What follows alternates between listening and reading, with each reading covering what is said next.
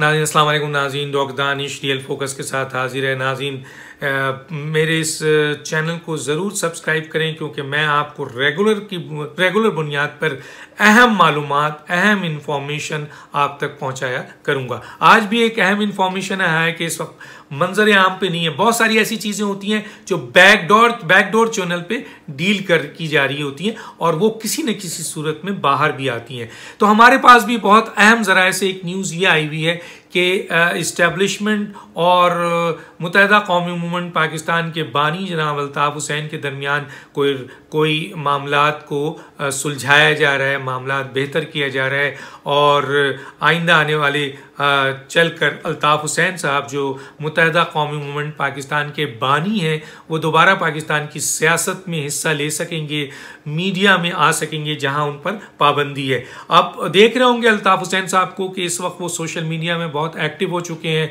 और दोबारा अपने कारकुनों और अपने वर्कर और अपने लोग और अवाम और पाकिस्तान की सियासत पे बात कर रहे हैं और इस सूरत हाल में बहुत एक्टिव नज़र आ रहे हैं। तो अगर ये हक़ाइक़ पे मबनी इंफॉर्मेशन है और ऐसा हो जाता है तो पाकिस्तान की सियासत पे और सिंध की सियासत पे और कराची की खुसूसन सियासत पे क्या इसका असर होगा, इसके ऊपर मैं बात करने से पहले सबसे पहले तो ये होगा कि आया अल्ताफ़ हुसैन को अगर इजाज़त मिलती है बानिए मुत्तहिदा कौमी मूवमेंट पाकिस्तान की हैसियत से कि वो सियासत करें और उनको इजाज़त मिलती है मीडिया में आने की, चाहे वो पाकिस्तान आए या लंदन में बैठ के जिस तरह कंट्रोल कर रहे थे उस तरह करे, तो सबसे पहले तो ये देखना पड़ेगा कि उनकी जो जमात मुख्तलिफ हिस्सों में टूट फूट चुकी है, उनके जो लोग मुख्तलिफ हिस्सों में टूट फूट चुके हैं, जो मुख्तलिफ ग्रोह में है इस वक्त, उनका क्या रद्द अमल होगा। हालांकि मैंने कई अपने इंटरव्यू में मुत्तहिदा कौमी मूवमेंट पाकिस्तान के आमिर खान से भी बात की, फारूक सत्तार से भी बात की, लेकिन किसी ने मुझे क्लियर जवाब नहीं दिया। लेकिन जो बहुत अहम ज़राए हैं जो बहुत करीब भी हैं उनके, वो ये कहते हैं कि अगर जो मैंने सवाल किया कि क्या अल्ताफ़ हुसैन साहब अगर कराची की सियासत में या सिंध की सियासत में, पाकिस्तान की सियासत में इंटर हो जाते हैं, इजाज़त होता है, तो इन ग्रुप्स का क्या होगा। तो उन्होंने कहा ये सारे ग्रुप्स अल्ताफ़ हुसैन के झंडे के नीचे जमा हो जाएंगे। तो मैंने कहा ये तो बड़े इख्तलाफात रहे हैं, इन्होंने बड़े बड़े स्टेटमेंट दिए हैं। तो उन्होंने कहा माजी में आपने ऐसे हालात देखे हैं कि ग्रुप्स दोबारा मिल गए हैं, बड़े बड़े इख्तलाफात रहे हैं, लोगों को बागी भी करार दिया गया है, फांसी की सज़ा भी हुई है, विड्रॉ भी हुआ है, गद्दार भी कहा गया है, पार्टी बैन भी हुई है और पार्टी बहाल भी हुई है। तो ये सब कुछ मुमकिन है।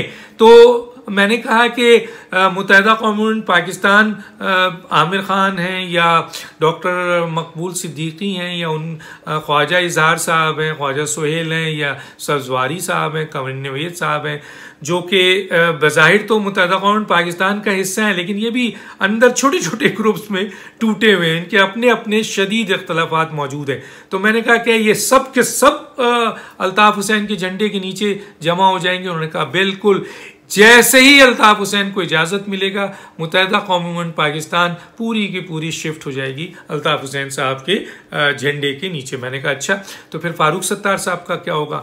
तो उन्होंने कहा फारूक सत्तार का तो अभी कोई प्लेटफॉर्म नहीं है, वो तो एक बहाली MQM की तरफ बढ़ रहे हैं और उसमें उन्होंने मोबिलाइज भी किया है और उनको जो है वो उसमें पजीराई भी मिली है। लेकिन उनके लिए तो अल्ताफ़ हुसैन के बाद सेकंड नाम तो फारूक सत्तार का था, उनको फेस वैल्यू थे। अगर अल्ताफ़ हुसैन की सियासत शुरू होती है तो फारूक सत्तार दोबारा मुत्तहिदा कौमी मूवमेंट के सेकंड हो जाएंगे, फेस वैल्यू उनकी। तो मैंने कहा कि इसका मतलब है फारूक सत्तार भी उसका हिस्सा हो जाएंगे।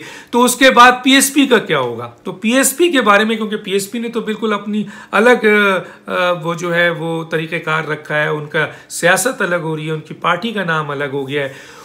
तो उन्होंने कहा कि जिस वक्त अल्ताफ़ हुसैन साहब एक भारी भरकम अंदाज से दोबारा पाकिस्तान की सियासत में आएंगे, PSP भी उसका हिस्सा बन जाएगी। मैं अभी भी उससे इख्तलाफ करता हूं, लेकिन वो कहते हैं कि वो भी हिस्सा बन जाएगी। तो गोया पूरी की पूरी MQM जो इस वक्त जिस भी ग्रुप में है और जो भी ग्रुप है उसके अंदर जो मजीद ग्रुप है वो सब के सब अल्ताफ़ हुसैन साहब के झंडे के नीचे खड़े हो जाएंगे। अब सवाल ये पैदा होता है कि वो अवामी क्या रद्द अमल होगा, कारकुनों का क्या रद्द अमल होगा।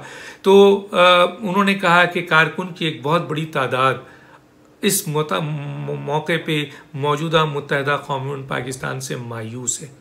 कराची की आवाम मुत्तहदा कौमी मूवमेंट जो इस वक्त पाकिस्तान में है उससे मायूस है, क्योंकि वो कुछ डिलीवर नहीं कर रहे हैं। वो हुकूमत का हिस्सा तो हैं मुत्तहदा कौमी पाकिस्तान, लेकिन वो इतने मजबूर हैं कि वो कुछ डिलीवर नहीं कर पा रहे हैं और मजबूरी में मौजूदा हुकूमत को जो है वो सपोर्ट कर रहे हैं। हालांकि इन बेचारों की सीटें छीन कर पीटीआई को ज़बरदस्ती दी गई हैं, लेकिन इसके बावजूद कि उनको इस पर प्रोटेस्ट करना चाहिए। कितनी बड़ी मजबूरी है कि प्रोटेस्ट करने के बजाय वो उसी पार्टी के इत्तेहाद का हिस्सा हैं और हुकूमत उसकी बचा रहे हैं। कितने मजबूर हैं मुत्तहदा कौमी पाकिस्तान।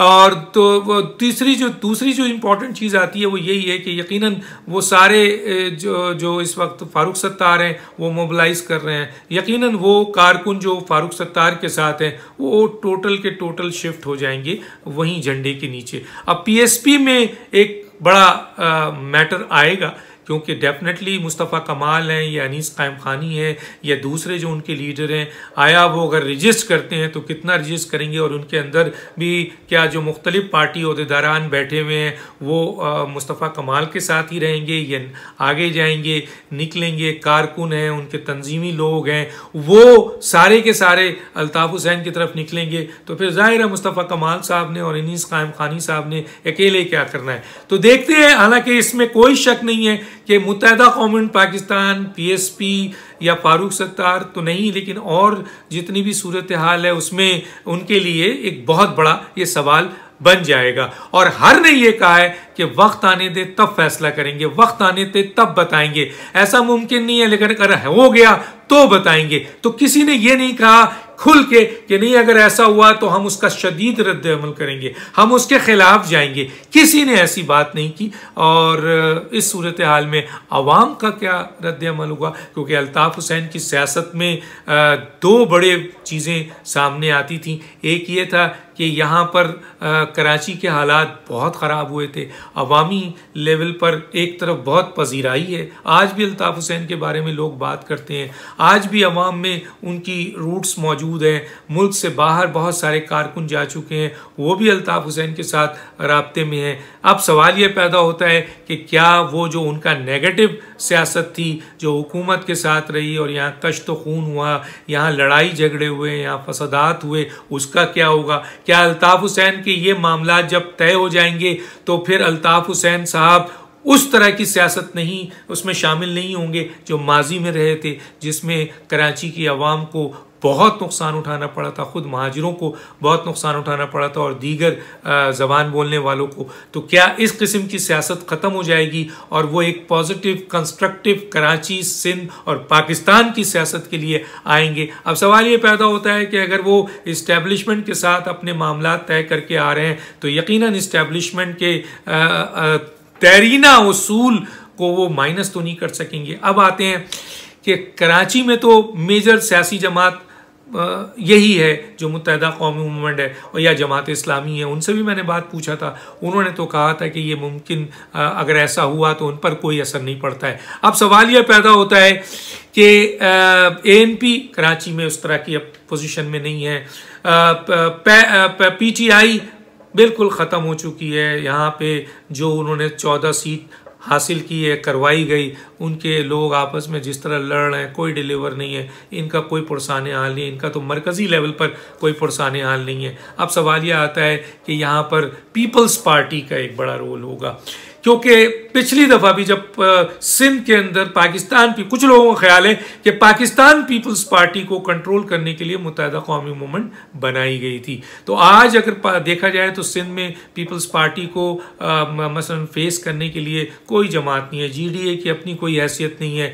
वो इस्टेब्लिशमेंट उसको उठा दे तो उठ जाती है, बैठा दे तो बैठ जाती, वो अवामी सपोर्ट उनको नहीं है। इसी तरह और दूसरी जमातें जो कौम परस्त हैं वो भी इतनी इफेक्टिव नहीं है। तो पीपल्स पार्टी सिंध में एक बड़ी सियासी जमात है। हालांकि इसके बावजूद के उनके ऊपर बहुत सारे सवालात हैं, उनके काम के ऊपर बहुत सारे सवालात हैं, लेकिन फिर भी वो एक सियासी जमात है, अवाम में उसके रूट्स हैं। जुल्फ़िकार अली भुट्टो और बेनज़ीर साहिबा शहीद जो हुई हैं, उनकी मोहब्बतों में आज तक सिंध के लोग उनके साथ खड़े होते हैं। तो क्या फिर अल्ताफ़ हुसैन आते हैं तो यकीनन अगर अवाम और ये तमाम सियासी जमातें उनके साथ शामिल होती हैं तो फिर पीपल्स पार्टी को एक बहुत बड़ा सिंध में फिर थ्रेट्स होगा। और फिर मीरपुर ख़ास है, सखर है, आपके इवन रोड़ी है, इवन आपके हैदराबाद है, इवन कराची है, वहाँ पे बहुत मेजर सीट जो है वो पीपल्स पार्टी से दोबारा मुत्तहिदा कौमी मूवमेंट ले सकती है। तो अब ये चीज़ें आपके सामने हैं।